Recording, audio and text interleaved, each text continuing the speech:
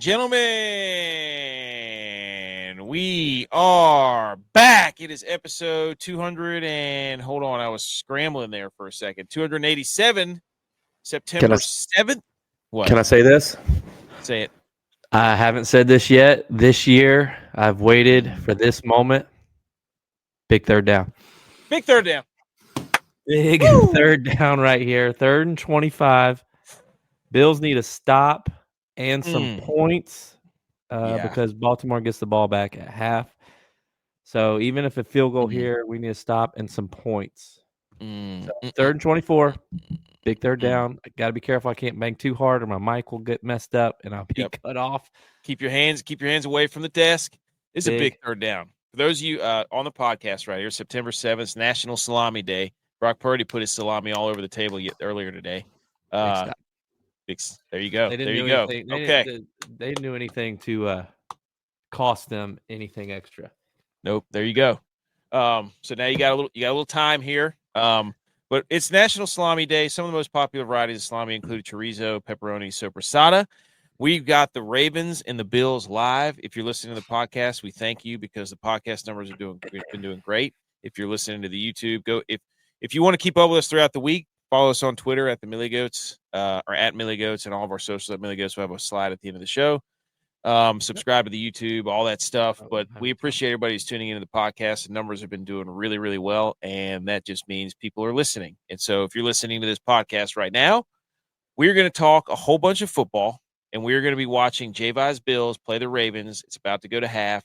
So if he yells and screams. 30 seconds left. Down 10. 30 seconds, down 10. Could be worse. And we're going to go through all the games. We're going to give a couple of minutes to each game, at least, maybe more. Then we're going to talk a little bit about college football. Big weekend in college football. We've got our graphics that we made, games of the week, bets, upset alerts, all that stuff. We're going to maybe look and peek ahead a little next week, but we got more on that for next week. Tex is not here. Edge, I was hoping he'd be here because, hey, Clemson. Has anybody heard from Edge since the game? Nope. Hey, we heard from him during, and his wife with an all-time zinger. Yes. So, shout out her, football person, football girl. Football bride. We're going to talk about Homer Alley, where we get Homer Alley is where we talk about our teams. We're probably going to get into your team right now, given the game that's on right now. But and you could bring up my Homer Alley. What did my Homer Alley say?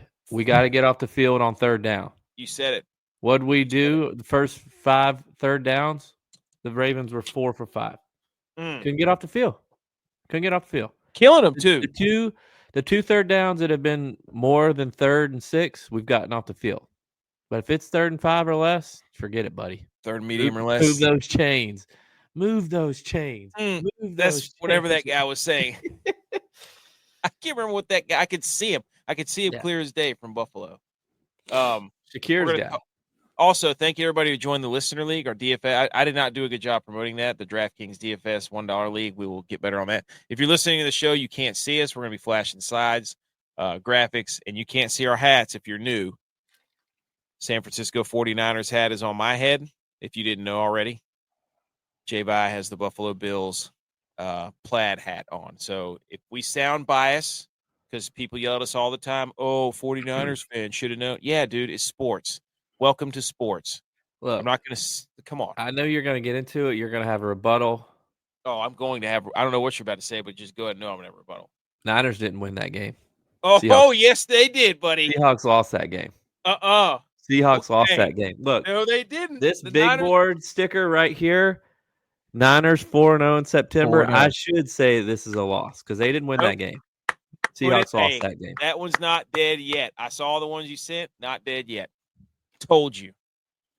If we're here, B. McCormick's here. He says needs more football to football, and I agree.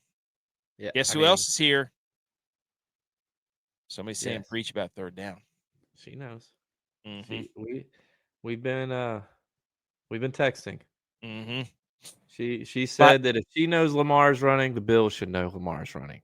Yes.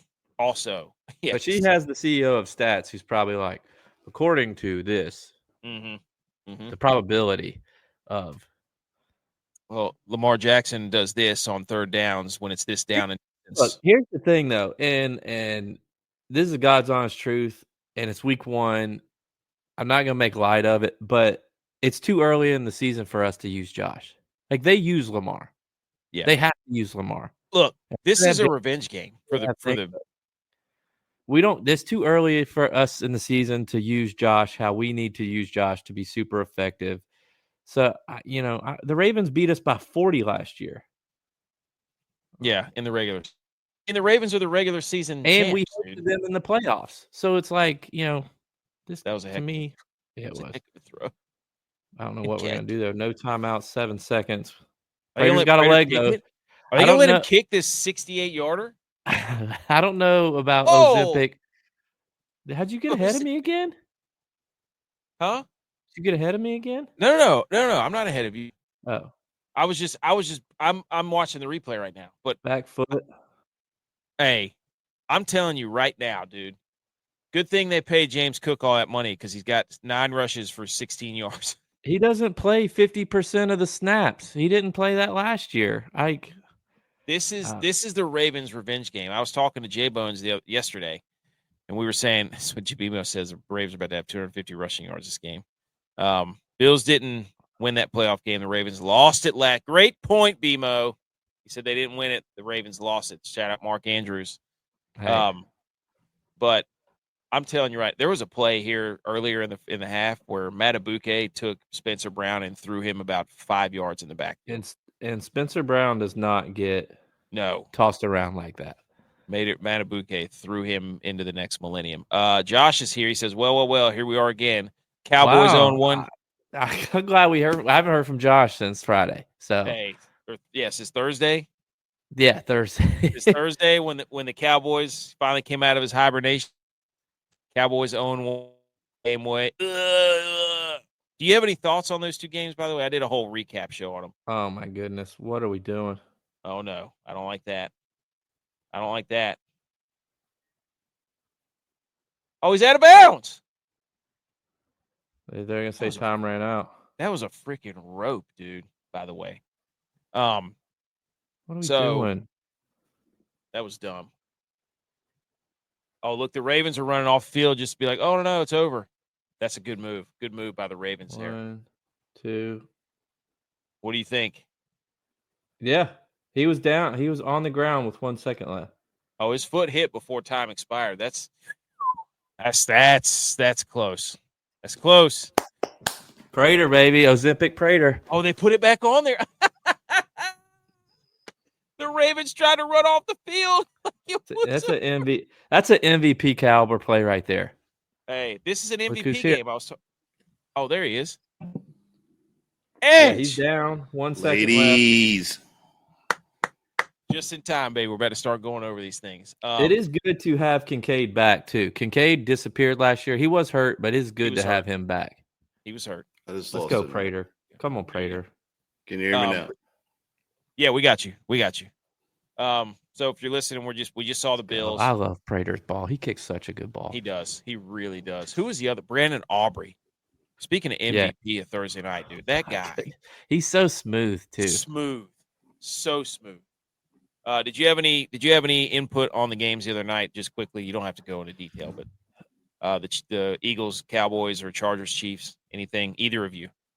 Yeah, I mean, Dak cost me money because he doesn't know how to lead a receiver. I mean, he tried to kill Ferguson by throwing a back shoulder throw in the middle of the field. Like, I don't know what in the world he was doing. And, it's been widely talked about. It's been brought up. It's been commented on. Dak started a revolution. What do you mean? Didn't somebody spit in college yesterday? Oh, no. That was that cost Florida. Yes. It was the Florida guy. That's because Dak started that.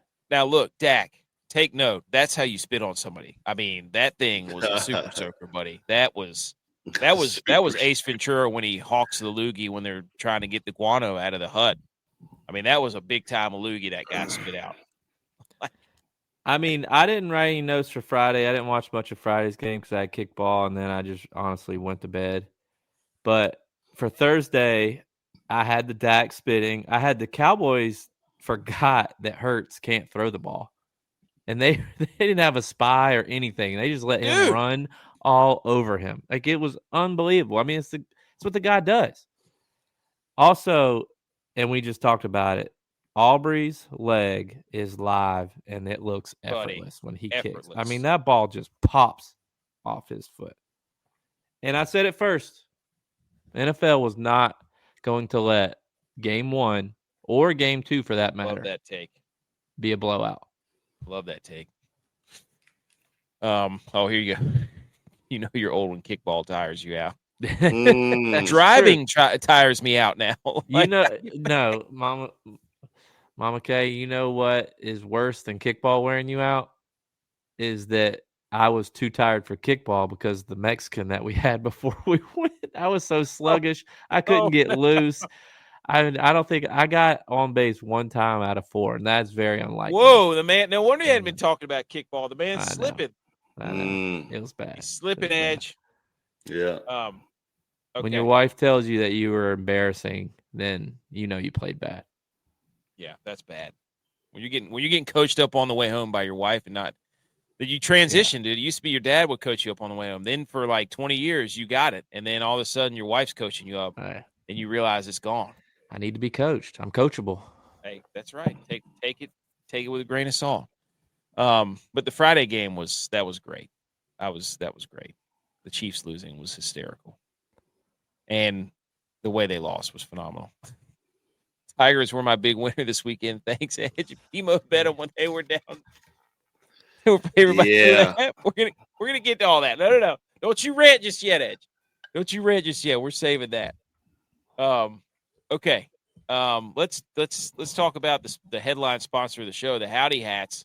We still have about 7 hats left of these nice rope hats with the beautiful Millie Goats patch, all kinds of rope hats, all kinds of flat bills. Shout out Edge for the multicam. Go follow at howdy.hats.enc on Instagram. Message her. She does phenomenal stuff, and she is one of the best people on the planet. So that's what we're wearing pretty much every show. Go follow Howdy Hats. Okay, ladies and gentlemen, let's go and pull up some football scores and yell about them. How about that? How about we just run down, yell about some football from week 1? If you hear us talk trash about your team, sorry, get over it. Start your podcast and talk trash about our team. Yell back. We'll yeah, I mean, come on. We don't mind going back and forth. We're wrong all the time. We hitting football? Yeah. No. Yes. Salute your sports. How dare you? How dare you? How dare me? How dare you? How dare you? How dare you? How dare you?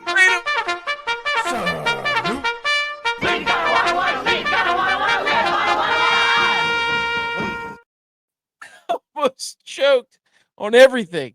Dude, you know what happened? You said we were those little switchboard things and actually like label like salute your sports, and then that way you just push a button and go. Well, it has it right, dude. It has it on the side. You can't see it, I don't think, Edge, but it has everything labeled right there. Well, he said, "Let's talk football," and then he goes, "Salute him," and I was in the middle of it, so I just clicked, "How dare you?" I'm off right now. I'm off. Hey, you know what? Salute to fourth quarter performance, for providing us with being able to salute football. You think we're able to get up here at 9:30 at night and just rant about our teams and everybody else's teams? Absolutely not. Not if we don't have creatine. Not if we don't have protein. Not if we don't have our BCAAs or super greens. Go to fourthquarterperformance.com. Promo code GOATS20 will get you a nice little discount so that you too can have enough. You can have enough protein and creatine in your body, like Ben Griffin when he almost overdosed on creatine. It gets there quick too. Yes, it'll get you there. Shout out. Look, the Friday KC Jack State memes. He said Jack State was easiest money on the planet. I had him on the ups. I had Liberty on upset alert. It's on the graphic. We were right there with you. We believe Jack State. We believe. I knew it. And they're dogs against Georgia Southern too. Guess what? Georgia Southern stinks. They've been out west for 2 weeks. They're not going to know how to come back to Georgia. They're going to show up late for the game. That's right. Jet lag or whatever you want to call it. Okay, let's pull up the scores and let's go at it, ladies and gentlemen. This feels so good to pull up NFL scores. I mean, to have college and NFL football back, ladies and gentlemen. He's seeing the board so clearly. I love it. I know. I will say, after a day of watching college, wow, I had to work today, so I was like checking in on the scores on my phone, but I'm not conditioned yet to watch 2 full days yet. Dude, hey, it's a lot. I had both TVs going, and I turned on all my TVs today. I did a lot of yard work today, by the way, too. But when I had the TVs rolling on both my TVs, so I had like 6 or 7 screens going at once. That was a lot. I got to get back used to that. Yeah, being able to dart around. You know what I'm saying? I mean, it's week 1 proved to be exactly what week 1 usually is, which is just kind of a weird. You don't know what to expect. You know, if you're a fan right now and you're 1-0, hey, you're going to the Super Bowl, pal, and don't let anybody tell you any different. Like if let's say go to future you, J-Vi, if you're 1-0 at the end of this week, what are you telling yourself? We're in first place in our division. Like that. That's coach speak. Because our division, every team lost today. Oh, shocker. Everybody in the AFC East lost. How about that? Goodness gracious. The only team in the NFC West that lost was a team that the Niners beat, which is the Seahawks, in an absolute knockdown, drag-out defensive battle. And the Niners didn't win that game. Seahawks lost that game. We're not talking about that game yet. We're going to talk about the Tampa Bay Buccaneers go into the ATL Atlanta as, I believe, 1.5-point favorites the Bucs were, even with all the injuries they had. The Buccaneers go in there, and they looked awful early on. Awful early on. They could not get anything going. You could see the leading passer was Michael Penix, 27-42, a touchdown. And I'm telling you right now, dude, the end of this game, I don't know if you didn't see it, dude. The amount of times that Michael Penix did the Kevin Dyson reaching for the first down at the end of the game, like this game it reminded me of me, myself, and Irene when the cow just wouldn't die and he had to stick his fingers in his nostrils. Like the Falcons just would not go away. They finally get the lead. And Baker Mayfield goes down there and throws an absolute strike to Emeka Egbuka in a deep post pattern. And they take the lead, and then the Falcons get the ball back, get into field goal position, and Younghoe Koo missed. I mean, just an absolute, looked like one of my drives off the tee, wanker to the right, dude. I mean, Bijan Robinson straight to the house, one of his first touches, 50 yards. Yeah, I mean, did he play receiver this game or running back? 6 receptions, 100 yards, and a touchdown. I had a 4-leg parlay. I forget who all was in it, but it was 4 legs. 3 of them hit. It was receiving yards in the first quarter. 3 of them hit. The only one that didn't hit, he only needed 5 yards, was London. But it's because they were throwing it to Robinson. Kyle Pitts had a decent game, but if you're a Bucs fan, dude, you got to be so happy to have Baker Mayfield. Yeah, you just like, he is a dog, and he was throwing like Baker, like Friday KC said, Baker dropped a dime to win. DB couldn't. Dude, I mean, it was perfect coverage. It was just the perfect throw. Baker was like, we're about to rip your hearts out, Atlanta. Yeah. That's what he did. Well, Atlanta's known for that too. The Falcons do this every year. 28-3. Ever heard of it? Yeah. But I will say this. Baker was uncomfortable, and that's something I haven't seen from a Falcons defense in a long time. So if you're a Falcons fan, you at least pressured the quarterback today. So also, shout out Jay Bones, who said last night, Baker over 12.5 rushing yards. He goes, he laid out a crazy reason why statistically. He goes, this is money, pick it up off the floor. And he was right. Baker Mayfield had 39 yards rushing. Shout out Baker. Shout out Jay Bones. But yeah, the Bucs started slow. The Falcons could have put them away, and they didn't. That's a trend. It's a trend. If you're Michael Penix, you either win the game or you lose the game, dude. Wait, what's the phrase? If you do it once, it's an accident. If you do it twice, it's a whatever. If you do it 3 times, it's a habit. It's a habit for the Falcons. I mean, I was also, if you have Bijan Robinson in fantasy, you have to be really mad because they kept putting Algier in there at the goal line. Well, he got his, 16, 22 points. But still, it just. Does the Falcons head coach have Algier on his fantasy team? Good point. There was a fourth that one of the runs at the end of the game. Michael Penix with the fourth down. He had to reach, and they reviewed, and it was, I don't know, they had like 3 or 4 at the end of that game. That game just wouldn't end, but it was a fun game to watch the end of it for sure. But yeah, Bijan. But that's why whenever people are like, oh, Bijan, he's the next. I'm like, no, dude. They're like Christian McCaffrey in his heyday. You were not taking him out of the game for Tyler Algier ever. No. Never. No. So, but anyways, Bucs win. They are about to have a stranglehold on this division, and it's only week 1. Yes, that division might be worse than the AFC East. Yeah, that division is bad. Okay, next up, Bengals. They were favored by 5.5, I believe, on the road at the Browns. The Joe Flacco Phoenix rising from the ashes Renaissance game. 31 of 45, 290 and a touchdown. Chase Brown had a big game, 21 carries, 43 yards, 1 touchdown. Jerry Jeudy, 5 receptions, 66 yards. Big story from this. I mean, before we get into the actual what happened, the Browns have 2 rookies that they really, really like and that were really awesome and that we touched on some point before the season started, and that's Dylan Sampson, the running back out of Tennessee. He was everywhere.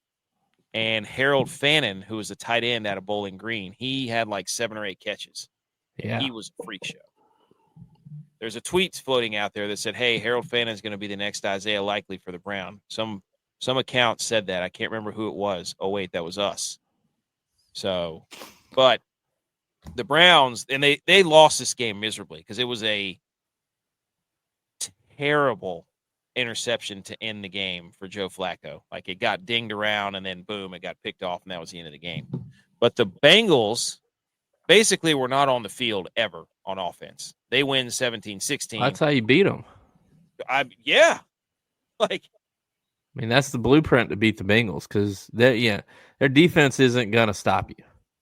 Like, you're going to stop yourself to get off the field against the Bengals. And if their offense isn't on the field, they can't do anything. And Myles Garrett absolutely decapitated Joe Burrow. There's a video of that from the sky cam where the seas just part, and it's like Myles Garrett in slow motion running straight at him untouched, and it's like that has to be the scariest thing in the world. Yeah. Listen to this stat from Daniel Oyefusi from ESPN Research. The Browns held the Bengals to 7 yards in the second half. It's the fewest yards in the second half by a winning team in the last 25 years. Cleveland outgained Cincinnati 327 to 141 and doubled up on first downs 22-11 in a 1-point loss. The Browns should have won this game. It sounds very similar to the later game with the Niners. No. You're not. No. The 49ers talk about Niners when we get there. The 49ers quadrupled the offensive stats and output of the Seattle Seahawks. Don't give me that. If Jake Moody doesn't completely submarine the entire franchise with a doink off the left upright. Dude, Moody cost me so much money today because I had him as a kicker. You bum. You 2 kicks. Scum. That guy. We'll get to, but the Bengals at least they didn't go like as bad as the Bengals looked today. Like, you can say they look bad, but they weren't on the field. So, I mean, we just said that, but they won, and usually they don't win one of their first 2 games. Yeah. Yeah, usually they don't win until week 6. They went in week 1. If you can get a divisional road win, that's all that matters. Yeah. So, okay. Anything else on Bengals Browns? No. I'm very impressed by 2. By the way, who are the cornerbacks for Cleveland? Because they basically just locked down Jamar Chase and T. Higgins. Like it's a problem whenever they play. Yeah, I hit I tailed one of Cody Brown bets, the 50-50-50, and Chase was the only one that didn't get the 50. Denzel Ward and Greg Newsome. Denzel Ward. I had like 5 parlays today that missed by 1. Gosh, I love it whenever I see you start throwing. It's like J-Vi placed a bet. J-Vi placed a bet. Like he's out running. Third down 7. 45-yard gain. Go, Bills. Dude, he had all day to throw. Oh my gosh. Third down 7. What are we doing? That is so fucking blitzing Bishop. Oh. Why is he blitzing from 15 yards off the ball? God, I'd rather have DeMar Hamlin playing than Cole Bishop. Dude, shout out Lamar, dude. Throw it right where they blitz from. Throw it right into the blitz. That's a big boy throw right there, buddy. I mean, like, yeah, it's who can't complete a pass to a dude that nobody. Jesus, get Cole Bishop off the field, please. Get him off the field. I was just puked everywhere. What kind of tackle was that? It's the second one. That's how he tackled Derrick Henry too. Get him off the field. You know who else wants to get off the field? Oh, B. McCormick is. There's no dude. Goodness. There's nothing better as a friend than when your friend's team sucks, so you can give him trash talk.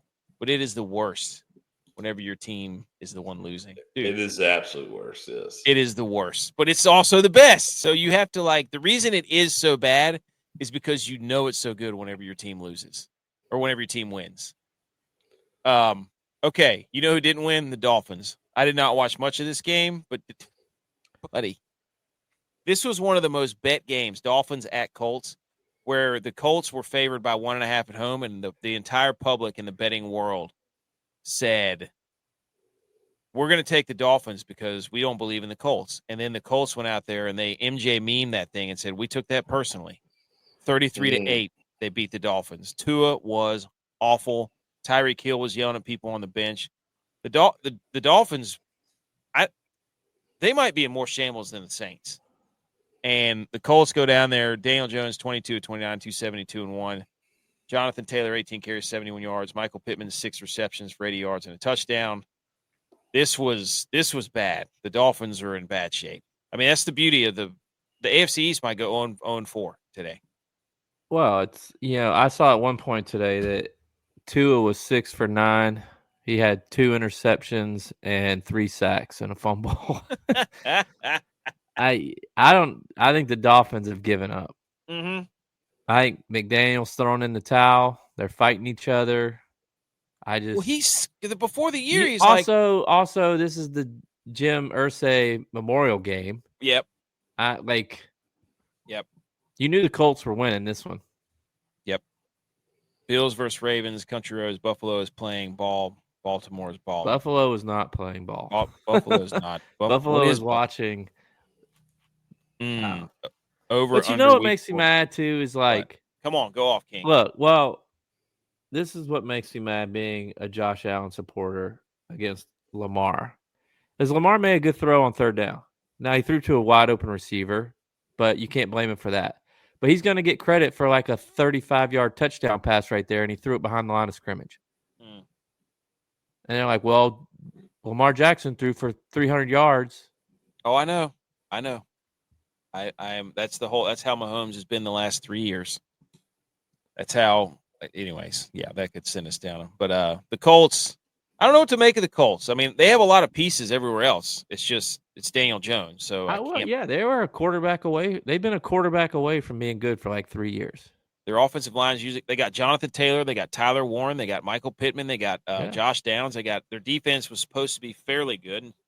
Shane Steichen's that guy. But who's the so the Titans lost, the Jags won. So the Colts and the Jags are ahead in the AFC South.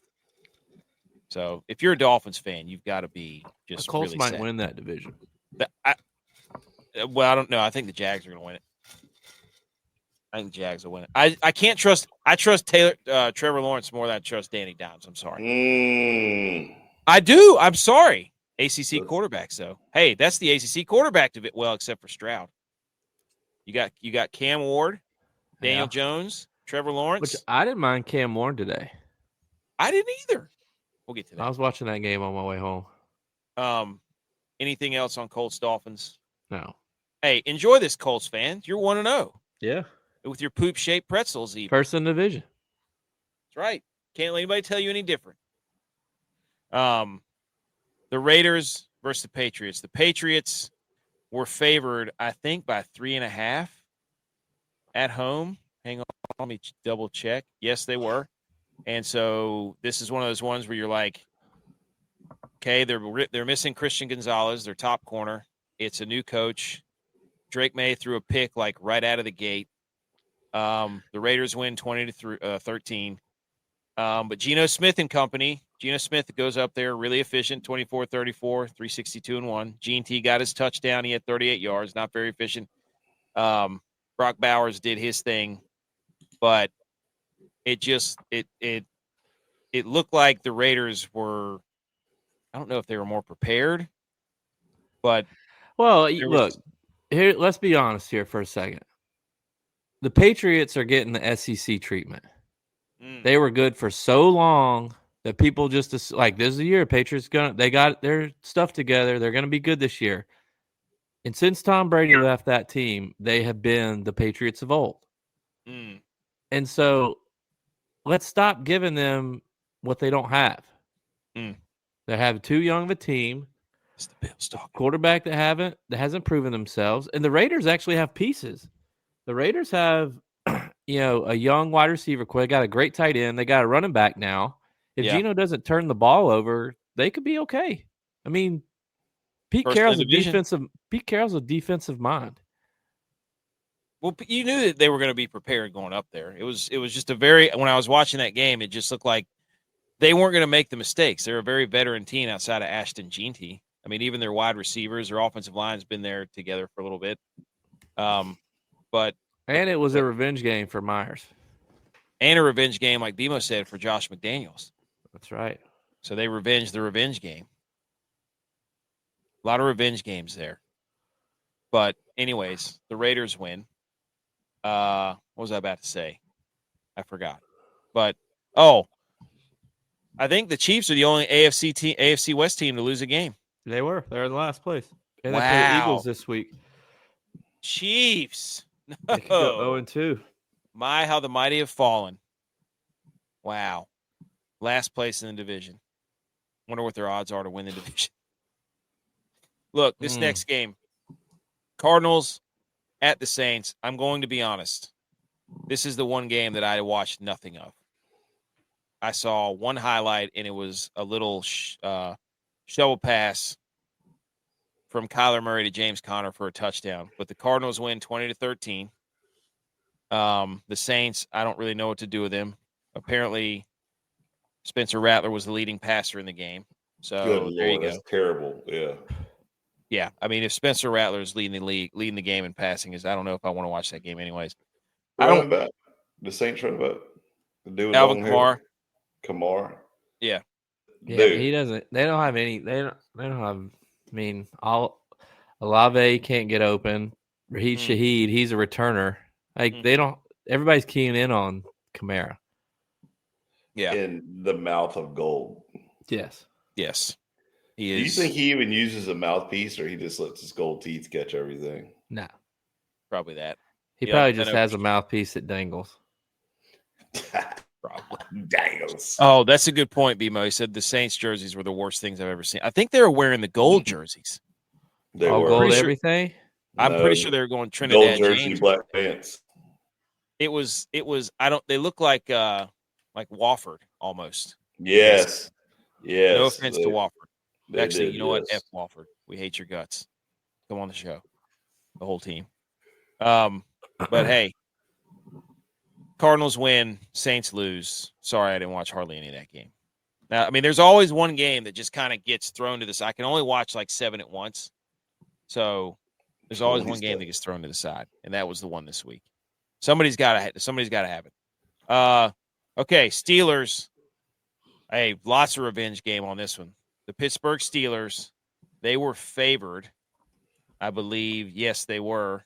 They were favored by 3.5. Helmet to helmet. Oh, throw the flag, dude. They were favored by 3.5 at home, or on the road, sorry. To the New York Jets. We had the Justin Fields revenge game. We had the Aaron Rodgers revenge game, revenge game. Stumble. But the Steelers Aaron Rodgers had a day. Buddy, this game was flag. That should have been a flag. Mugged him. This game was of all the games. Like I was like, oh, the Cardinals Saints game is going to suck. Steelers Jets is going to suck. This game was a laser light show, and the New York Jets are basically just going to be the service academy of the NFL, where they just run. I think they ran it for like 40 to 50 times. I'm not even kidding. So, and then Justin Fields got Garrett Wilson killed at the end of the game. But this game was back and forth. We had old Chris Boswell. He's another one that just, when he's kicking, it's just like just pure symphony. But Aaron Rodgers was 22 of 30, 244 yards, 4 touchdowns. Led the comeback drive to win the game when Boswell hit a 60-yarder. And then the Steelers stopped the Jets on 4th down as they were trying to make their drive. But overall, this game was a lot of fun to watch. Like, if you're a Steelers fan, I don't really know walking away what you're going to do with this win. It is a win. But the Jets' defense was supposed to be pretty good, but they gave up 34. So they ran it 39 times. 30. There you go. 39. That you can't sustain. That's not going to work. They're going to get eventually. You're not going to be able to run the ball that much and stay in games. It tells me more about the Steelers' defense. You know what I'm saying? That They gave up 32 to a team that threw it like 5 times. You know what I'm saying? Well, I mean, Garrett Wilson had 7 receptions, so yeah, but touchdown. He also got bodied. We're back. Oh, James Cook getting his money right there. Hey, this one-score game, baby. Mm-hmm. Now, for the love of God, yeah, that's Cole. Are we going to play 11v10? Or is Cole Bishop going to show up? Super Bowl bound. There you go. But the Steelers, you get a win. All the statistical leaders offensively for the Jets. I mean, Breece Hall led it with rushing. Garrett Wilson, like I said, was 7 receptions, 95 yards and a touchdown. But I don't know, man. Aaron Rodgers looks interesting out there, to say the least. He got crushed on a couple of plays that I saw. It was pretty funny. I could not imagine getting hit by somebody who's 320 pounds right now. No. So, bruh. Steelers win 34-32.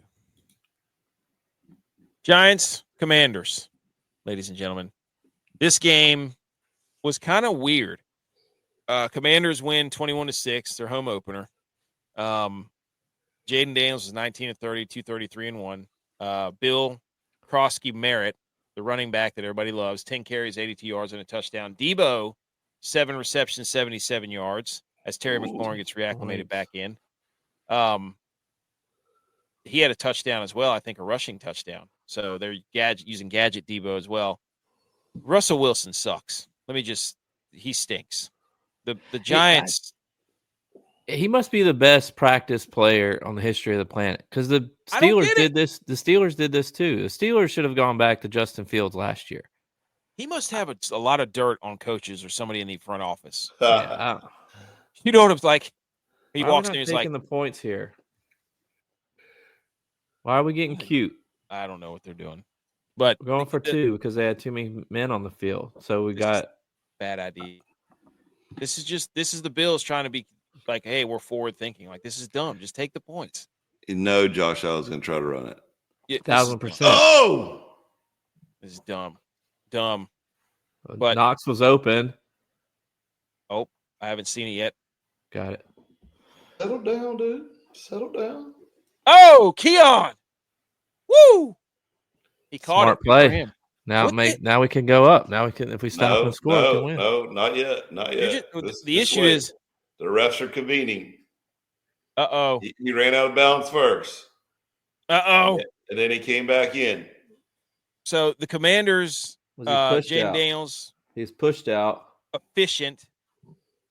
But the real story of this game was the Giants had basically two really good drives. One, they could not. No good. Oh, no. No. The Giants could not get in the end zone. I don't know what it was. They couldn't. Cam Scatterbo got stuffed on one play down there early in the red zone. And then Russell Wilson's throwing balls out of bounds in the back of the end. Like if Malik Neighbors, I don't know what he did. I didn't really hear or see his name called much. But if you're the Giants, like offensively, you can't be going in there because the Commanders' defense last year was not that good. And I don't think they're one of the oldest rosters in the league. Dude, McDermott's gonna get crushed for this game. Oh no. You can't do that. That's No. when you're getting. That's yeah. When It's you're the getting third quarter. Take the points. he's gonna get. Who's on the hot seat more, McDermott or McDaniels? McDermott. Yeah, Bills fans are gonna crush him. So, Commanders, if you're the Giants, you just want to see Jackson Dart play before because you can't have Russell Wilson down there not scoring touchdowns in the red zone. I don't know what he even did. Like I'm watching the game and I'm like, what did he even do that was relevant? So, anyways, Commanders win 21-6. I think Zach Ertz had a touchdown in this too. I think it's the one he threw it to Jane Daniels threw it to. So, there you go. Panthers 10, Jaguars 26. This game had a rain delay, which was kind of nice because it kind of was an offset to the late afternoon game because then I got to watch another game for a while on my TV, so that was good. Trevor Lawrence, 19-31, 178 and a touchdown. ETN to have a day, 143 yards on 16 carries. Ted McMillan, 5 receptions, 68 yards. So if you bought stock in the Panthers, you can't sell it. You have to let it go. Yeah. So, funny story. I've been trying to get this guy I work with to start betting. And he's like, no, I'm not going to do it. I'm not going to do it. And today, he sends me a screenshot. He made his first ever bet. Uh-huh. It's like a $5 bet, money line, Panthers to win. And he sent me a screenshot of it. And I was just like, I didn't say anything to him at first. Well, he then got the itch. He then sent me another bet for $90 for the Panthers to win. All I sent him back was the Randy Marsh meme of his in the wheelbarrow carrying his pride in the wheelbarrow. Carrying around. I was like, did you go all in first bet? He did. He said my whole sports betting career lies on my first bet, the Panthers to win. Is he a Panthers fan? Yes. And then I proceeded to tell him that rule number 1 of betting, never take a screenshot and share it until after the bet has won. Rule number 2, don't bet on your team. Yes, unless they're dogs. Yeah. Which they were, but don't bet $90 on your team, especially if they're the Panthers. Never bet $90 on the Panthers. This game was like 20-3 for the entirety of everything. Like it was, I can't remember what the score was when it went to break or when that happened. But by the way, that haircut that JJ McCarthy has, that's got to go. That's the worst haircut I've ever seen. Are you kidding me? But anyways, they showed the Monday night graphic, and it showed it was Penix, and they've showed up. You know that there were the people that were the fat heads on the graphic. Okay, but the Panthers, hey, punter had a pretty good game, right? Yeah, punter had a pretty good game. Had a sick punt, Sam Martin.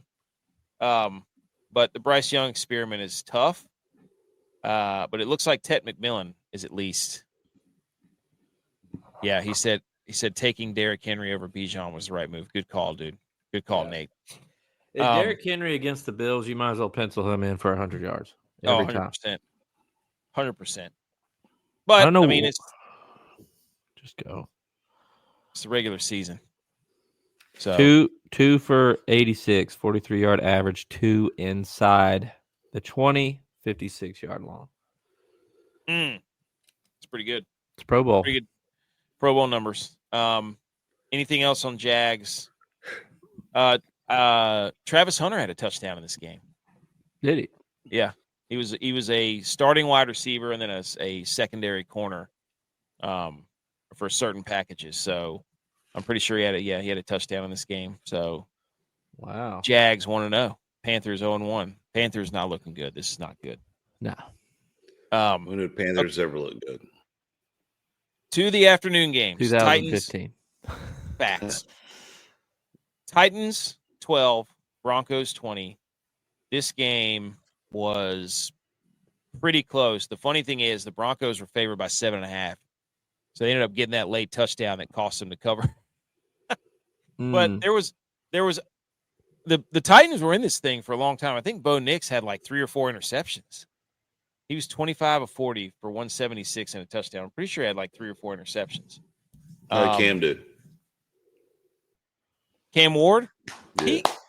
He I don't think his stats show that he played and he took a couple. This game was 13-12, and the Titans punted it, and they got the ball, I think, on the Broncos 25 because the Broncos muffed the return.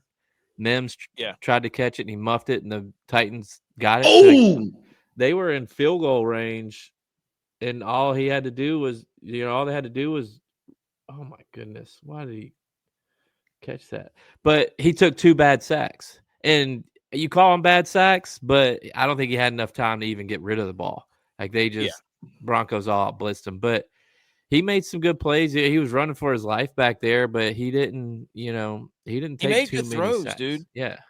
When I was watching at the end of the game and I watched basically the whole game, but toward the end, his guys kept dropping passes. Calvin really dropped so many balls. He's night and day better than Will Levis.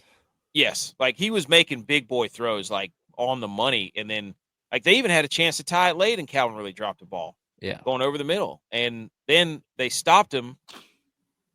The Titans stopped him, and then they got an idiotic, unnecessary roughness play at the end. So the Titans just made a whole bunch of mistakes that they shot themselves with the foot, like as a team, shot themselves in the foot at the end of the game. So like their defense didn't look bad either. I mean, no. Well, I don't know how many did Cam Ward have any turnovers? I think he might have thrown a pick.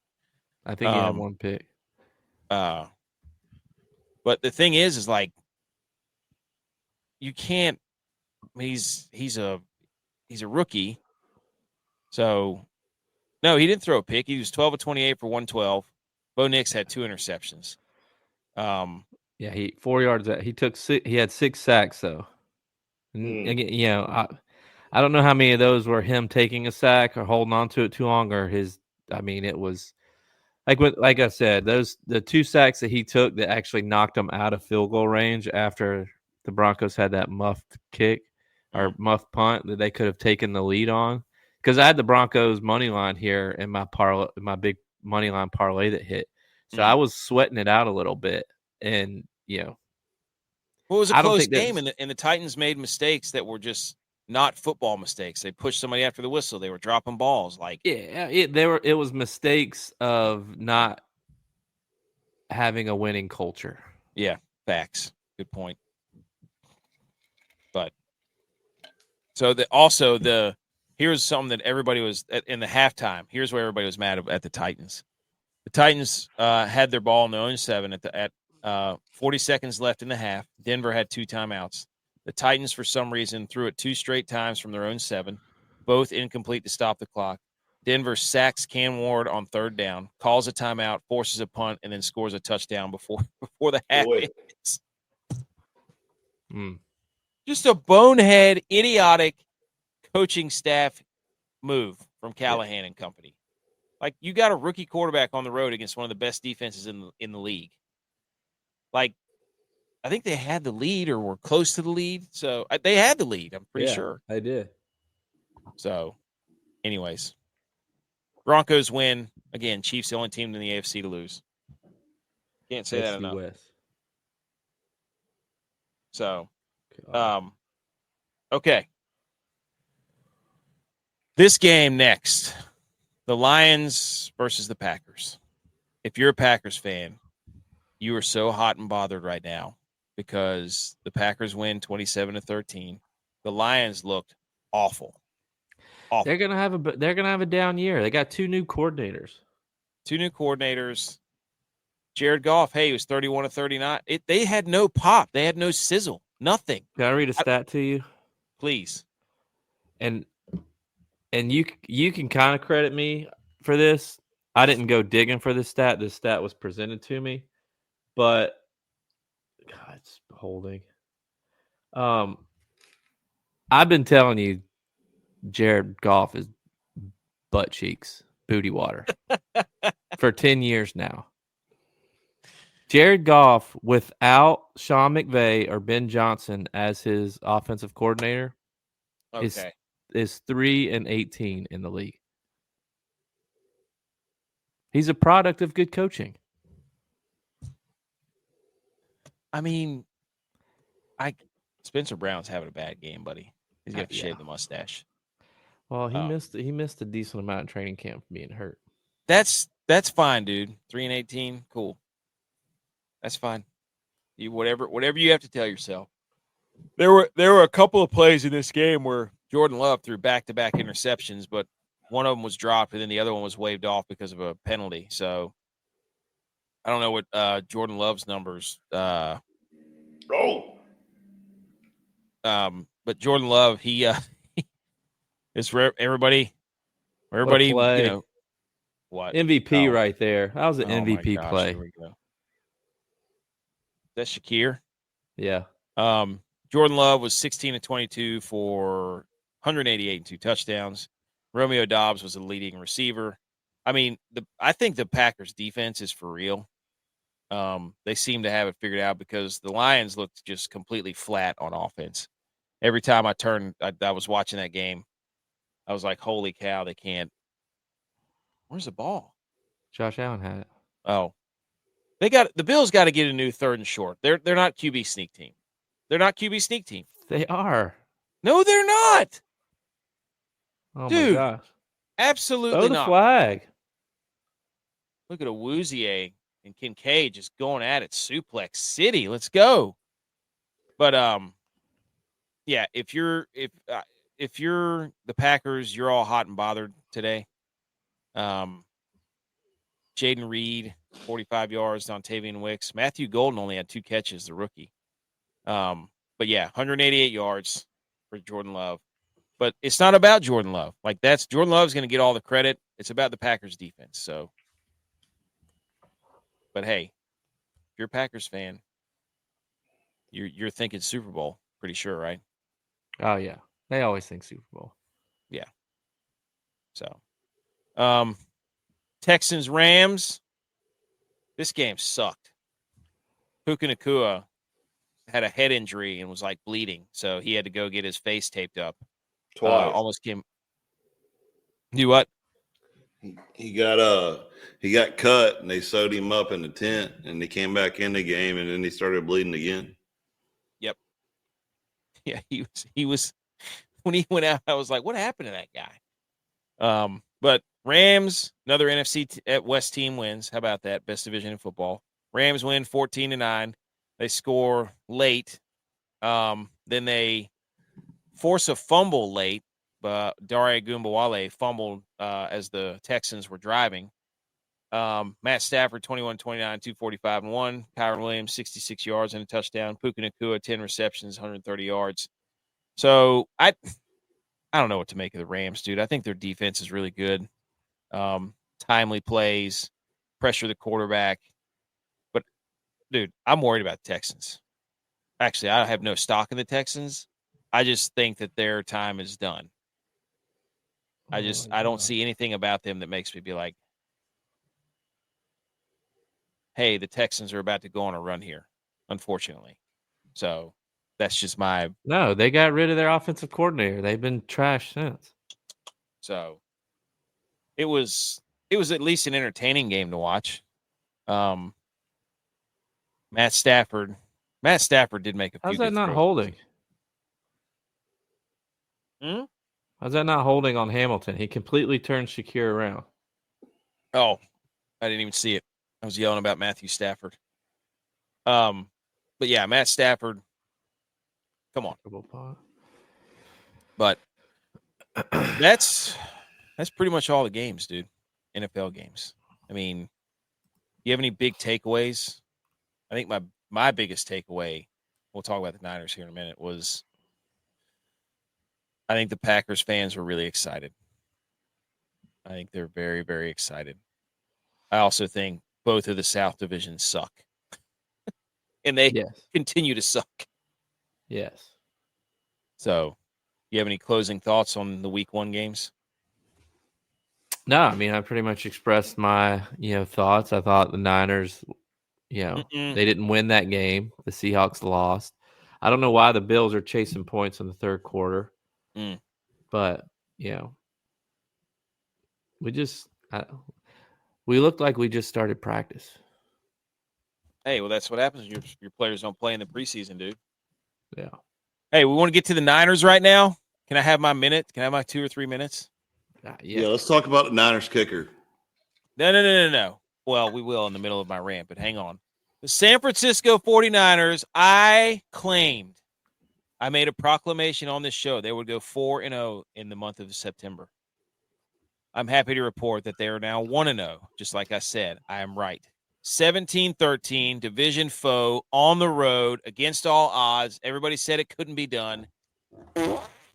Brock Purdy and company go into Seattle and just let their bird fly into the net just like the one at Washington did. In your face with your dumb, get that damn bird out of my face before I break its neck. I was hot and bothered, I'm not going to lie. The first drive went 98 yards all the way down the field. Brock Purdy, ...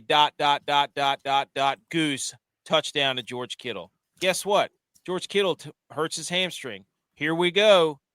Next person out, Fred Warner. He goes out. Then it's Trent Williams. Then Juwan Jennings. And I'm sitting here thinking, oh, my gosh, dude.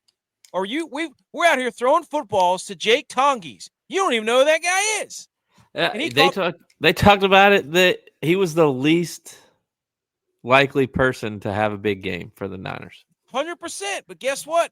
Doesn't matter when your quarterback's that dude who's spreading the ball. When the guy's open, you throw it to him. Let's be honest. That last play, he was not open. Purdy threw that ball up. He threw him open. He threw that ball up, and the DB showed why he's a DB and not a receiver. He threw 100%. Him open. Look, watch this. Brock Purdy's out there throwing to Jake Tonges for crying out. We got Russell. Turns him. Marquez Valdez-Scantling is out there at the end of the game. Russell Gage. Like, we got nobody on the edge. Nobody. I mean, I had Kittle for over 4.5. He gets 4 and decides to rip his hamstring off his bone. Then I have Jennings in my fantasy team or my whatever pick him, and he freaking gets like I'm playing Brock Purdy next week. Do it, dude. I'm not gonna lie. With that first drive, he went 98 yards, and Brock Purdy was just pew, pew, pew, oh, rocking. Here it goes. Oh gosh, how many receptions did Brock throw today? He threw 2. Should have been 3. I was getting ready to get to those.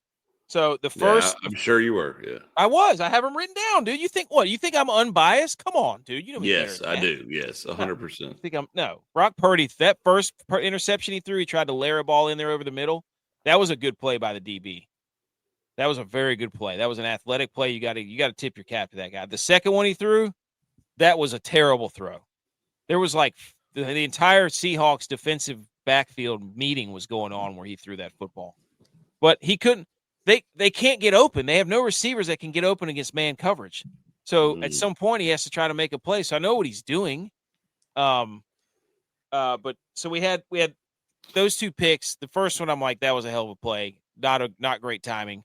But the defense, the biggest problem with the Niners right now is that the red zone offense is a struggle again. It's a struggle again. Now that's the Seahawks thing, is let people gain yards and button up in the red zone. But this happens every year with Shanahan. They run up and down the field on people. They get the red zone. They can't do anything. And then they get pissed at the kicker for missing kicks, which he shouldn't have missed kicks. Gongs went off the 27-yarder there. And dude, who was that just caught that ball? Hold on. I haven't seen it yet. Hopkins. Oh, that was DeAndre. Holy smokes. What a catch. DeAndre Hopkins. Look at that, bro. Oh my gosh. What a catch. How about so I'm sitting there and I'm like, it's the 49ers red zone offense problem, but the defense, man, the defense in the second half, Robert Saleh, they force a turnover in the third quarter for a fumble. Then they don't cover Jackson Smith and Jig, but he's beating man coverage all over the place. I love that Saleh is doing man coverage. Love that. We got a bunch of young guys out there, but the end of the game, I'm sitting here wondering, like, where the hell has Nick Bosa been the entire game? And lo and behold, there he goes. He throws the right tackle straight into Sam Darnold's lap, who does what Sam Darnold does, which is lose when you need him to win. And Brock Purdy did not do that. Brock Purdy went down the field and scored a touchdown. Sam Darnold went down the field and fumbled the football away to lose the game. So overall, my thoughts are that was a really hard game to watch because I'm sitting there watching myself and I'm like, if we lose one of these, another star player, we are in serious trouble. You're already in serious trouble. We are in serious trouble. That's number one. Number two takeaway from the game is, as much as I love seeing CMC out there, he is not the same right now. No, he's scared. No, he's hurting and he's scared. He is running timid. My third thing is if they don't cut Jake Moody, they should make him walk back to San Francisco. That cannot happen because they were about to take the lead at halftime to go up 10-7. He doinks it off the goalpost, and then the Seahawks go down and they get the lead. There's a 6-point swing, and you could see everybody on the sidelines like this where's Debo to yell at him? Oh wait, he's not there anymore. But look, they should have yelled at him. This is what I don't understand is like, how did Moody get into the NFL? They drafted him. I understand that, but like, how did someone sit there and draft him? Because we all know a kicker who used to go by the name of Mr. Automatic, who like it was guaranteed points. Yep. Every time he stepped up to the ball. And I was like, if this guy, this 5'11", 140-pound redhead guy can sit there and make every ball that his foot comes in contact with go between uprights, how is Moody in the NFL? And why is Mr. Automatic didn't go to the NFL? I don't know. Every time he runs out there, it's a liability. Moody went to Michigan. He did. Yeah. But let the record show that when people want to see a quarterback that has a game-winning drive, it's Brock Purdy. Wasn't Sam Darnold. Other quarterbacks had a chance. Brock Purdy did it. Others did not. He drove his team down the field. That's why they pay him the big bucks. He won them the game. Kittle's out. We have no wide receivers. I mean, he had to win him the game, and he did. Is Kittle nervous right now that his year is over? No, it's not. 1-0. I think our defense is going to be dirty. The Seahawks lost that game though when they didn't go for it on 4th and inches and they kicked the 100%. Field goal to go up by 3. They don't trust their guy. They had a chance to get the first down and run the clock out and kick a field goal to win the game. They were banking on their Now their defense is for real, dude. Their defense was humming. That was a fun defensive game. I think Sam Darnold is going to they don't have the coaching to get Sam Darnold to do what he did in Minnesota. Sorry, they just don't.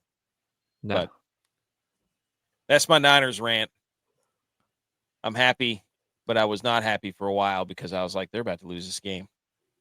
But, hey, win's a win, baby. Divisional win on the road. Niners in first place. First place in division. Anything else? I got one quick thing to say about the NFL. I recently, God, what an awesome catch by D-Hop. I mean, what, dude? That was a good catch. That was a good ball, too. It was a push-off, but still, it was a good catch.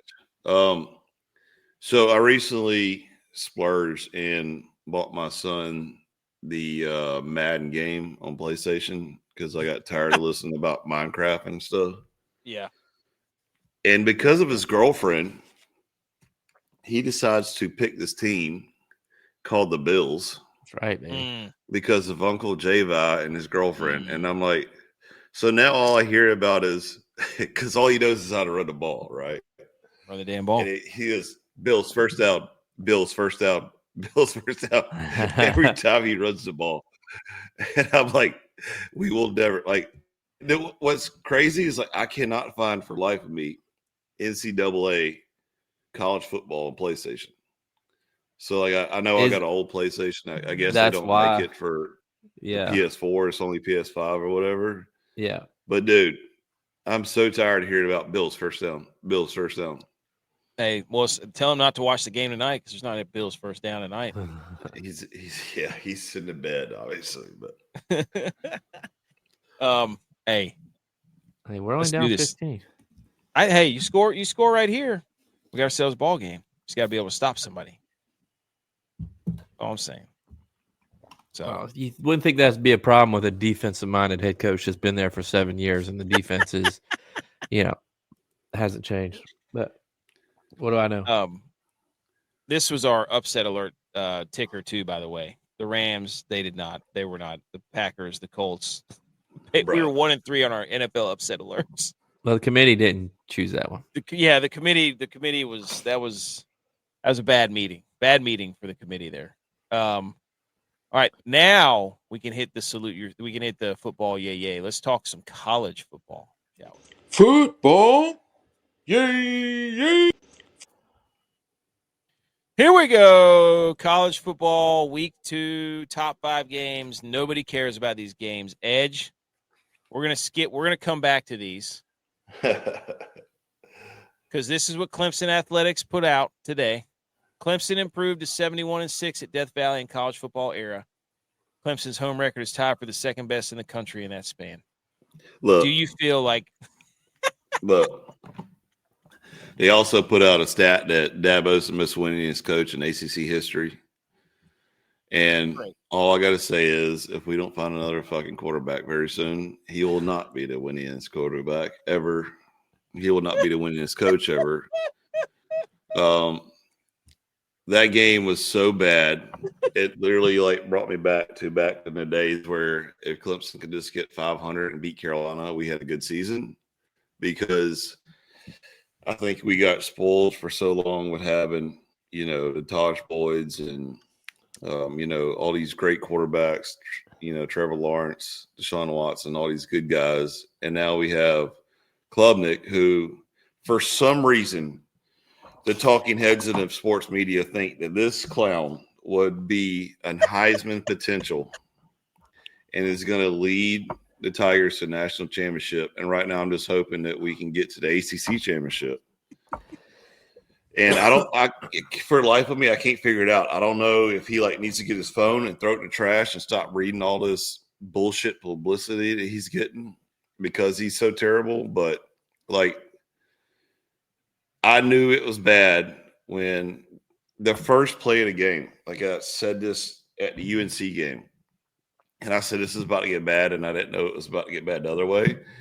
The first play of the game, I looked at the wife, and I said, this is about to get bad, and I knew it was not going to be in our favor, and it wasn't. And even with the 1.5 hour rain delay, it was still terrible. We did come out with a W, but we should have not won that game.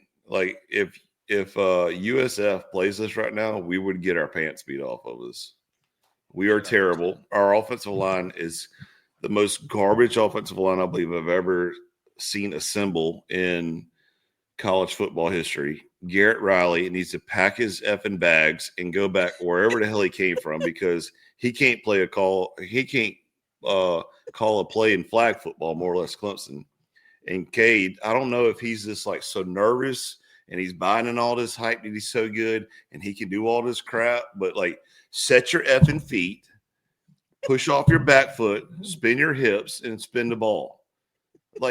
Go back to the fundamentals is all I'm doing. I'm just begging for you. Go back to the fundamentals and figure out what got you to be in Clemson, okay? Because my wife is literally spitting fire. I think I sent a text out to the guys, but she said – Cade is a good D2 quarterback.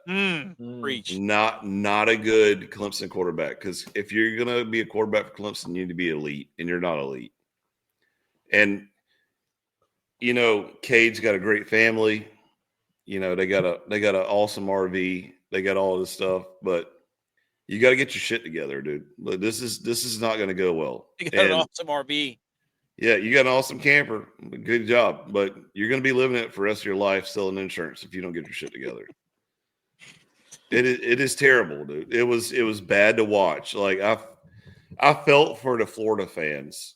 They got their pants beat up by USF because I was like, I literally sent that text out to y'all. I wasn't scared to say it. We're about to be 0-2 in the season.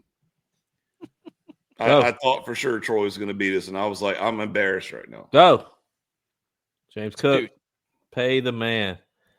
Oh, he put the moves on him. Should have scored.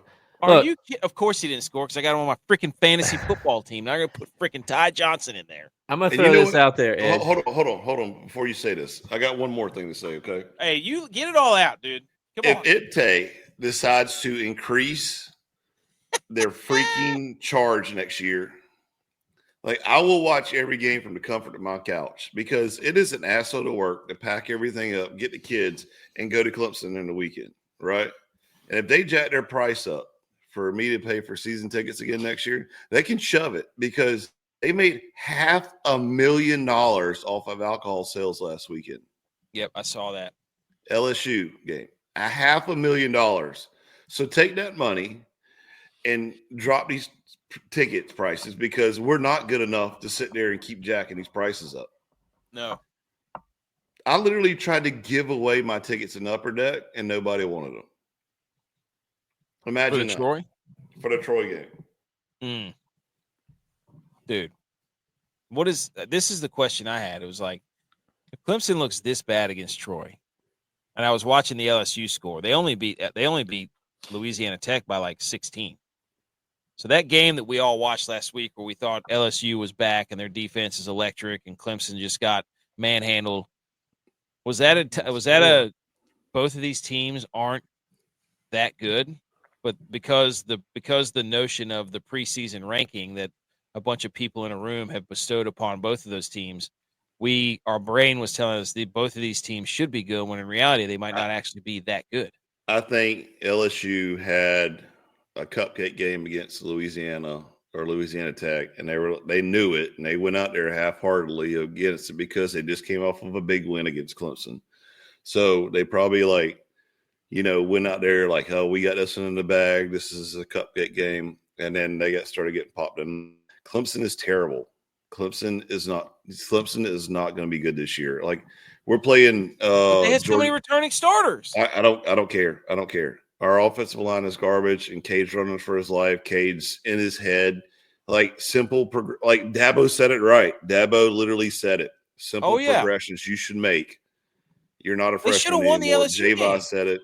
Like all this, we're not making, and we're not Georgia Tech. I'm calling it right now. There's no way we can beat Georgia Tech. We continue to play like this. Somebody said that they were the dark horse in the ACC. Somebody, I don't know. Well, you might be right because you know what? They're going to beat Clemson this year. Right. I know ball. No, I was laughing so hard. I forgot. What were you about to say? Wait a second. Oh, I just think it's hilarious. Why is everybody just standing around? See, if they would have just kicked the damn PAT to begin. Oh, my gosh. Chasing points, and we're going to lose because we're down by 9 now. So it's a 2-possession game. So dumb. Instead of kicking it. Oh, my God. Anyway, what I was saying is, Dabo's trying to – and I not to make this about App State, but the App State coach said last week during the press conference when he was like, what do you think about the sellout? He said, we're going to pay these fans back by the way we play. And App State went out there and laid an egg. They got the win, but they laid an egg. Yep. I think the same thing is true about Clemson in the way is Dabo for the past 3 or 5 years since this NIL transfer portal is happening. We're going to recruit guys. We're going to get them. We're going to develop them, and they're going to stay ours.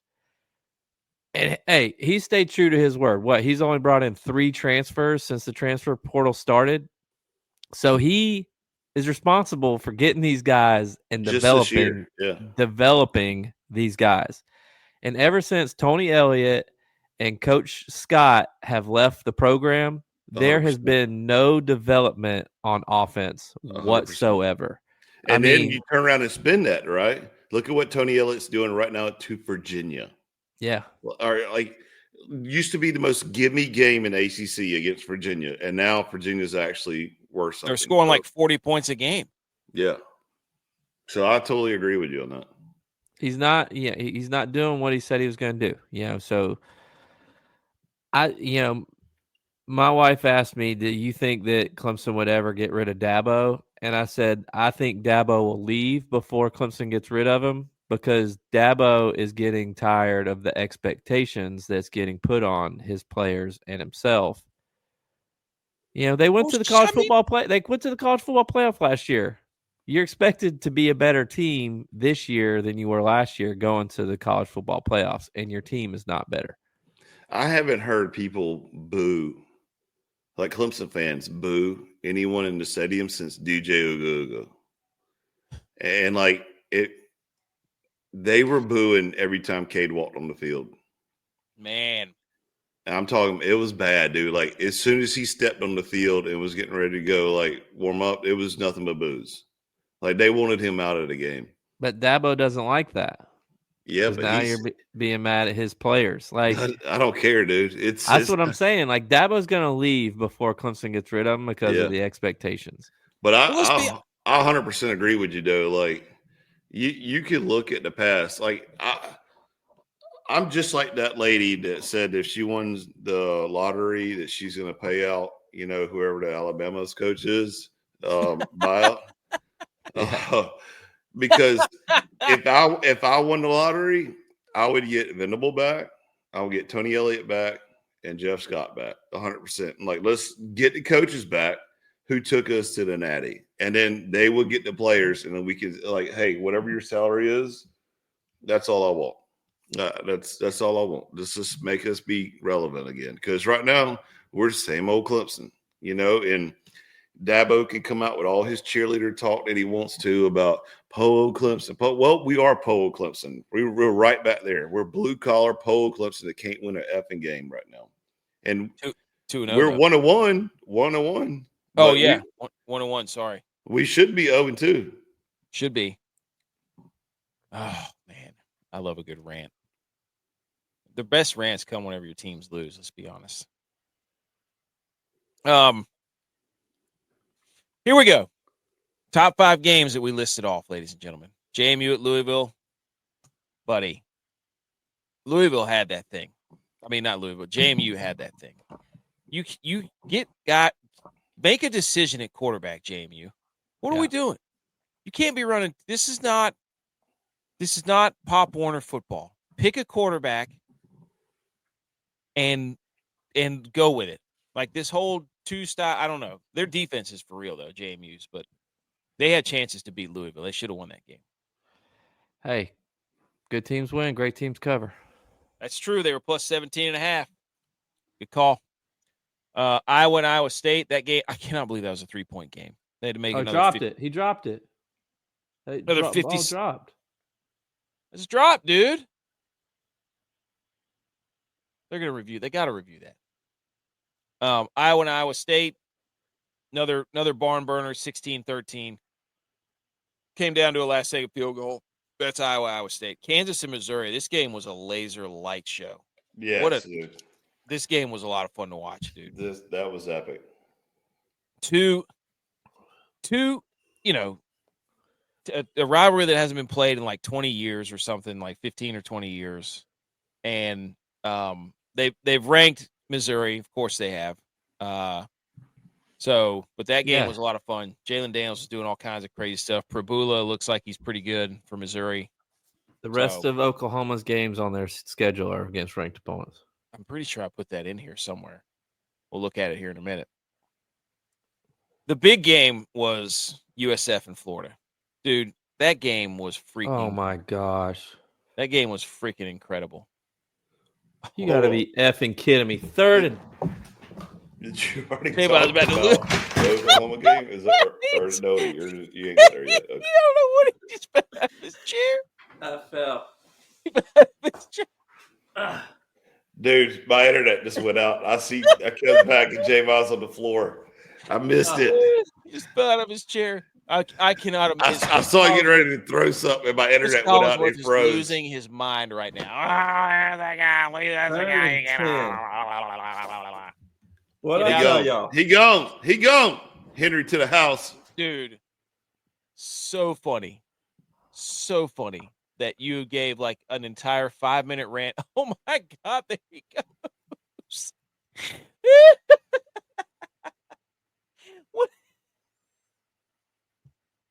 What I tell y'all? Dude. Bring up State of the Union. Yep. The Bills defense doesn't improve because they can't replicate forcing turnovers like they did last year, and they can't stop anybody on third down. 3rd and 10, Lamar runs for 20 yards.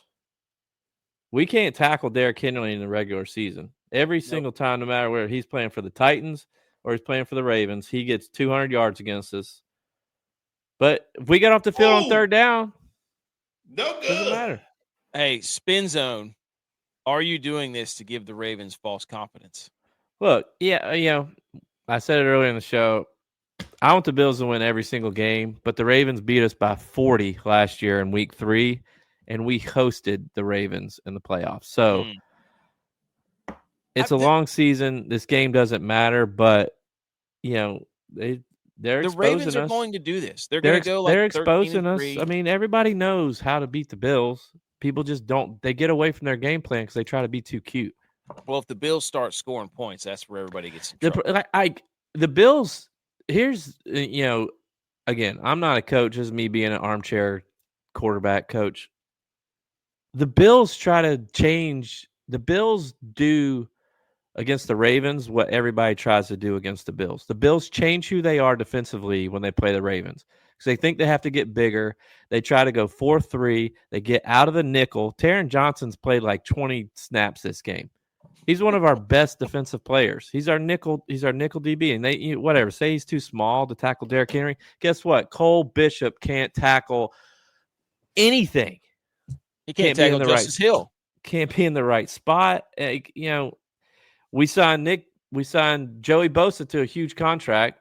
What's he doing? Can't tackle Lamar for 40-yard loss. Yeah. When you have your two defensive ends come together, they should be able to tackle a guy. And I know Lamar is an elite athlete, but so are defensive end football players. Like, fell out of your chair. Yeah, that was the slowest fall too. Like I knew I was going, but like I was trying to save it. Hey, all right. USF. Florida, USF. That game was freaking incredible. Florida is embarrassing. Like that might be one team that's worse than Clemson. Dude, all these. Can we just everybody the USF thing? Everybody's like, oh, they should be ranked. I'm like, they should be ranked. Who has a better resume than USF right now in the country? If you throw out all the BS preseason nonsense where a bunch of idiots rank all the SEC schools and then they beat each other, whoop-de-freaking-do, you've got a team that beat the number 25 team and then the number 15 team on the road. Okay? And they're about to go against Miami next week. Right. I think, or and if they win that game, there is not a damn team. I don't care how many All-Americans you had, what your rival score was. Of the results on the field and the people that you have played, USF should be number one. Period. Period. I don't know about number one, but they definitely should be in the top 5. No, they should be number one. They would have beaten the number 25, the number 5, and the number 15, and the number 8 team in the country. There's nobody else that's done even close to that. I mean, to win 3 straight games against ranked opponents is unheard of. Yeah. If Clemson did that in the ACC, they would be number one. If Ohio State beat Texas and then they beat a ranked Michigan and then they beat a ranked, Indiana or Illinois, they'd be number one. Like USF is doing ridiculous things right now and they should be rewarded. And it's stupid that because people made up their minds before the season, oh, we ranked them. Look how good and how many returners they have and how many recruits they got. Shut up. They have played these games, and right now, for who they are and who's played what, they have the best resume. They should be number one. Period. If you disagree with me, they're going to have a cake schedule after they get by Miami, though. Oh, 100%. They will, but Let's see. Was it South Carolina State, Charlotte, UNT, FAU, Memphis, UTSA, Navy, UAB, and Rice afterwards? Dude, they could be number one for the rest of the because season. they did what they were supposed to do. If they beat Miami, they go out and beat Miami, beat Florida, beat Boise State. Like, they can play with anybody. So does that put them number one for the rest of the season with a cupcake schedule? Yeah. And well, I would say eventually somebody will surpass their resume. But right now, I'm not looking at right then. I'm not looking at what they did before the season. I'm not looking at what they're going to do. Oh, interception. I'm looking at right now. There is nobody that has a better resume than USF, period. Why didn't Josh Palmer even try for that ball? What the All he did was try to tackle. There's nothing worse than your team. Is he throwing the game right now? Like, I can't wait for First Take and The Herd and all these shows tomorrow to be like, was this? No, that's not an interception. The ball, he trapped it. That's an interception. His arm was underneath. Was this a revenge game? Revenge MVP game? Did Lamar prove why he ball is on the ground right there? Did Lamar prove why he was the true MVP last year? Was Josh Allen's MVP a fluke? No, that ball's on the ground, dude. Ball's moving. Anyways, USF Florida, that game was awesome. Shout out to the guy who spit. Shout out to the guy in the stands. Shout out to their quarterback, Byron Brown. That guy's a load. He is a freak show. They got some dudes now. Shout out to the guy in the stands at USF who was just letting everybody have it. I love it when fans do that. And shout out to Grammatica, who I'm pretty sure is one of the Grammatica's sons. He's the kicker for USF. Yeah, he's in the pipeline. Dude, just straight up stone cold cojones drilling game winners and such. Love it. The University of Florida, though, is your season done? No, you're in the SEC, dude. You're in the SEC. Win the conference. Yep, there's no way, dude. They are going to be toast the rest of the season. And that's another guy, DJ Lagway. Don't you dare tell me that guy is a Heisman candidate, top pro. All these quarterbacks, they've been telling us this is the guy. No, I'm sick of their quarterback analysis. It's over. As my wife, yeah, I don't know. He definitely slipped past the line. I don't know why he said. Why is that guy running sideways? You're getting look at it right downhill. There. That's past the line as soon as his knee hit the ground. It's where you start your slide. I know, but when you start your slide, we're right now. Yeah, I mean, he started like that was Ray Davis is an idiot for running to this boundary right there. Yeah, he's short. He started slide. Michigan and Oklahoma. Michigan's got to take the training wheels off their offense and let that Underwood guy go because he can sling it. The quarterback for Oklahoma though is damn good too. And that guy. And see, that's another thing. We were watching that game. Me and my wife were at the camper watching the game, and she said, "How are people saying K. Kubnik is a Heisman potential, and then you have this guy who's like rolling out to his left, slinging it." And just like not like in the air, not even 8 foot on the ground, and just arm strengthening it 70 yards down the field. Frozen ropes, dude. Mateer is so much fun to watch. Yeah. Like we call him Mater at our house. You know, Mater's fine. Hey, freaking Lightning McQueen and Mater. Lightning McQueen, yeah, Mater. Let's go. Dude, that guy's a player. He is a player. Yeah. Some of the other scores, the Virginia versus NC State, that game was fun. SMU lost to Baylor in double overtime. West Virginia. That Virginia North Carolina State game, though, was epic. I mean, it was tied. I felt like the entire game. I had 5 honorable mention games, and that was one of them. And so was Mississippi State and Arizona State, Ohio and West Virginia. Ohio beats West Virginia. That was awesome. Kansas State was 17.5-point favorites, and they got beat by Army at home. Baylor SMU was a good game too. Yeah, there was some. I mean, it was good. Everybody's like, "There's not that many ranked." Dude, shut up. You don't love or no ball if you have to have ranked. Double overtime. What a fucking terrible kick. And Baylor comes over SMU. 28-yard kick. Here was the upset alert. I think upset alert went 4-2. Where's our guy, Jack State Memes? The Beavs got smoked by Fresno. Told you. They were 3.5-point favorites. UNLV smoked UCLA. Told you. Liberty got the running back for Fresno State, dude. Yeah. He's got to get drafted. Awesome. I mean, that dude is a beast. Short as Tex, but dude, that's the guy from North Dakota State, the head coach. He wants to run the ball. Like Fresno State's going to run the damn ball. Dude, he Liberty was got trucking smoked. people. Jacksonville State, and then the game of the day. Dude, that Mississippi State Arizona State game was incredible. It was that the second half was so much fun to watch because Arizona State comes all the way back, get the lead, and then they give up that long bomb as time's like rolling down, dude. That game was awesome. So, what a good weekend of college football, man. Great God, dude. Football's so great. Just top to bottom, college and pro. Anything else on these games? No. Western Kentucky, we had Toledo on upset alert, so we had Mizzou too. But 4-2 for the upset. Overall, we're 7-5 on upset alerts. It's not bad. The top 25 came out. Alabama beats ULM, and they move all the way up to 4 in the FPI poll. This is the dumbest. The FPI poll is so stupid. I don't even want to look at this. It makes my face hurt. How's Florida?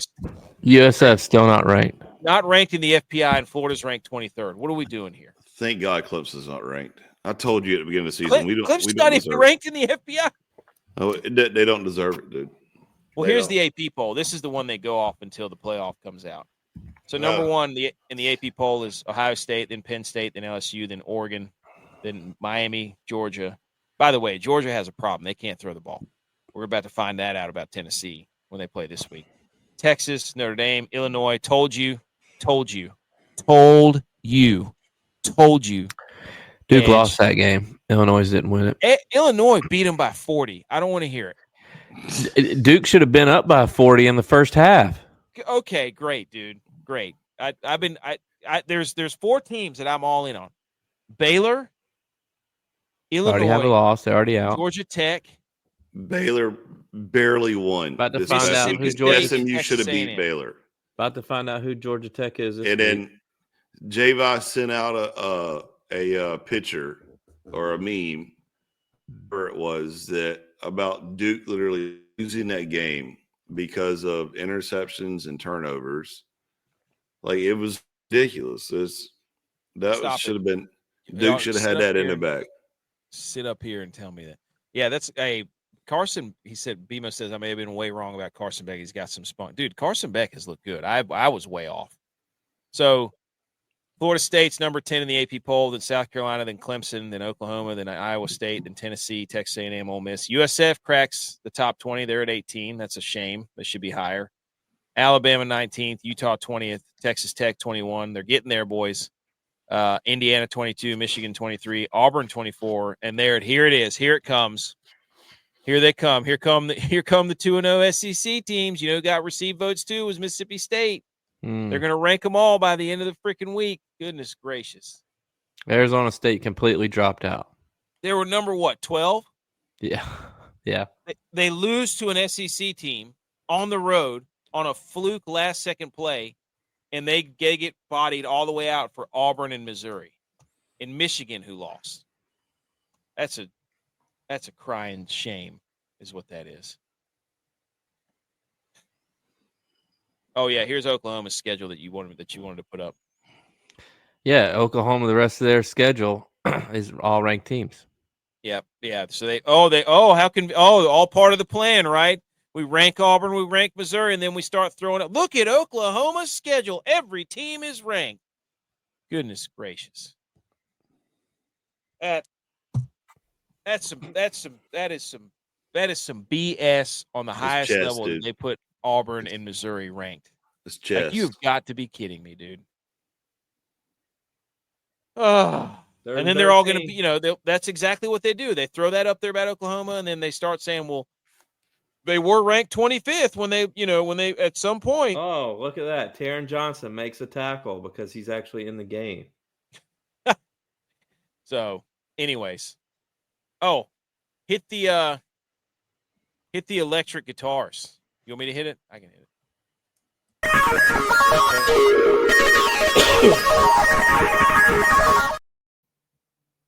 Woo! Hey, turn that frown upside down because we got picks of the week from this week, boys.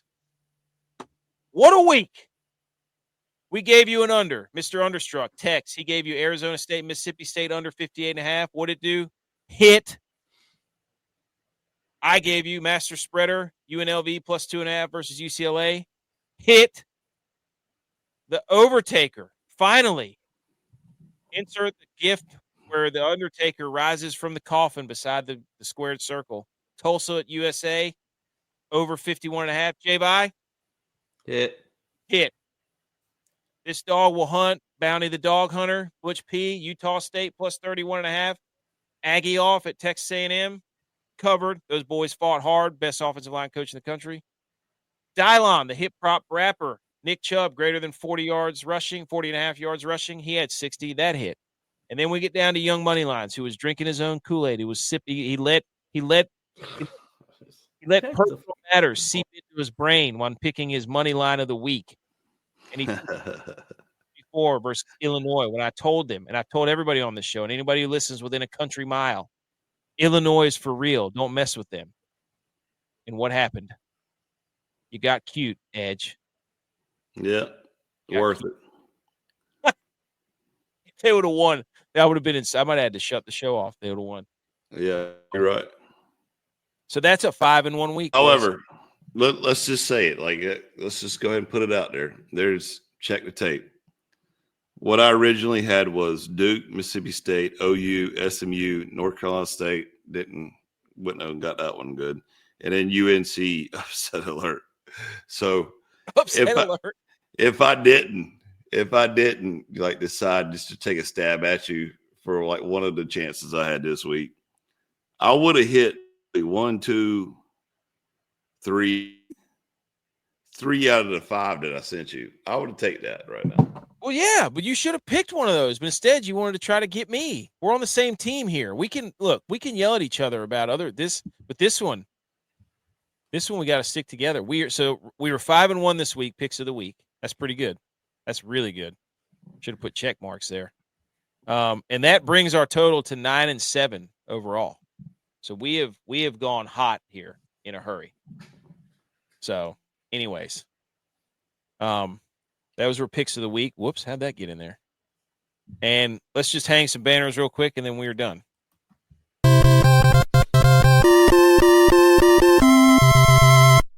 You did it! Congratulations! Hang the banners. Who wants to go? I can go. Go ahead. I'm going to hang the banner for UNLV. Their turnover celebration is a slot machine. So much. It's awesome. Love turnover that. Chain is a turnover slot machine. Love that. I like it. Edge, you got one? No. Okay. I got a couple. I can't really hang the banner on Clemson, so therefore it's not worth anything. Hang the banner for Ian Eagle standing beside J.J. Watt in the booth because J.J. Watt was calling his first game, and he looks like an absolute mammoth beside Ian Eagle. Does J.J. Watt get hair?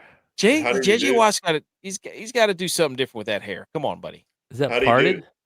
He parted it right in the middle. He was okay. I think he was pretty good. Tom Brady was better. I was listening to him too. Tom Brady was better this year. So, also hang the banner for this guy at Mizzou. Did you guys see this? He could have won $25,000 for kicking a field goal from the 20-yard line. Instead, he wrote F Kansas on his shirt, turned to the sideline, and kicked the ball straight at the Kansas sideline. Turned down $25K. Love that. Yeah, but he probably knew he wasn't going to make it anyway. Yeah, so you just hit an absolute missile over there. The hate is real. Love it. And then hang the banner for App State for showing out $35,000 at the Rock. Let's go. To watch us almost lose to Lindenwood. Yeah. Can't be having that. So win's a win. Win's a win. I'll take it. Okay. That's everything. That was fun. Man. Love it. All right. I love football. Play the music. Play us out of here. Check out all the socials. We love football. Check them all out. Go Niners. 1-0. Go Bills. Bills. Yeah, it's our passion.